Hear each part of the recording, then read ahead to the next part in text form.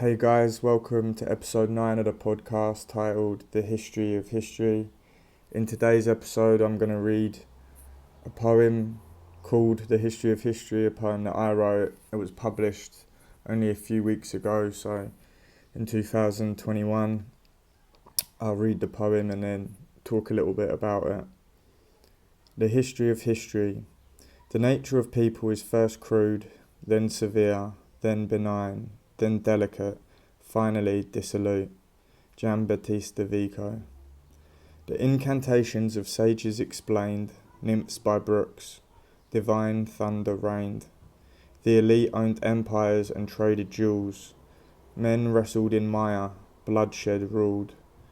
Run down polling booths, hijacked civic halls, neglected illusions of change, the populace fooled. I stood on Woolwich thoroughfare, it blazed and burned, I murmured a prayer. The air stank of asphalt, debris in shop fronts fell. A powerless policeman ran like a spooked gazelle. Balaclavas adorned feline faces, hungry predators patrolled the streets. So there's a poem I wrote called The History of History, and it hasn't always been called that, it's gone through many different title names. I first wrote it in 2017, and actually I'm gonna read something that I wrote about this poem. If you're listening to this podcast, you've probably already read it because I put it on my social media, but I think it's worth reading, and then I'll go from there for not too much longer. But I wrote this poem in 2017. At the time I was living in Manchester and studying for my MA creative writing. I walked down Princess Street from Alexandra Park, cutting through Moss Side, every time I went to the city centre/university. I had to pass a huge Heineken brewery that always stank of hot methane, and it pumped out clouds of smoke relentlessly. Almost parallel to it was an enormous Asda where I brought my eggs, pastina and oven pizzas for the week. I took one of the earliest versions of this poem to a workshop led by Carol Ann Duffy, my tutor for the term. The premise of the poem was inspired by the Italian philosopher Giambattista Vico. Samuel Beckett wrote an essay elucidating how James Joyce loosely based the structure of his last book, Finnegans Wake, on Vico's The New Science. The epigraph in my poem is a translated quote taken from that work, which was written during the Italian Enlightenment. I've never been able to read more than 2 pages in Finnegans Wake, even after I knew who Vico was. A couplet or two in my verse describes what I saw when some friends and I drove up to London during the riots in 2011.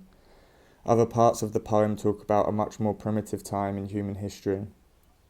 One section I wrote responds to when I witnessed Donald Trump win the election in 2017 on the news in the staff room. It was the early hours of the morning and I was working late in Manchester's main convention centre. That night we erected a ring and placed over 5,000 chairs out for an upcoming UFC bout. And then I go on to say that I'm going to talk about the poem, but I do end on this sentence saying, I think Vico's right, all history has history and it tends to repeat itself. From my understanding, and I haven't read it from page 1 to page finished, let's just say from cover to cover, that's one of the central themes in Vico's work called The New Science. I'm not going to try and pronounce it in Italian. But yeah, apparently Joyce was really inspired by this work and there's elements of it in Finnegans Wake.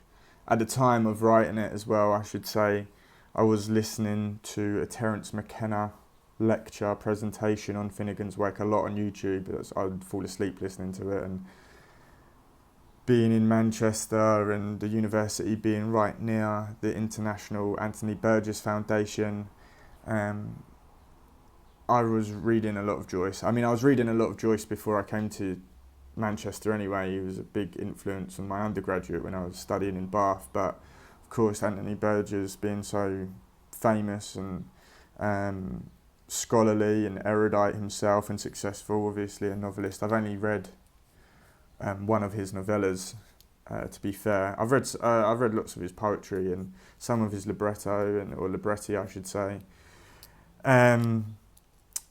But yeah, so I read, well, I ordered Giambattista Vico's book from Amazon along with Ezra Pound's Chinese translations in his book called Cathay. And what else did I buy? And I think I also bought a biography of Lorenzo da Ponte, who was Mozart's chief librettist. I bought that. I bought those three books at the same time, and I bought those books because I was given, I think, £30 worth of Amazon vouchers because I spoke at some type of symposium about why I decided to go to Manchester Metropolitan and how my course was going. It was something like that. I can't really remember. I was in some type of function room though, and I got those vouchers and I got these books, and I suppose you could say that was the inception or the seed of,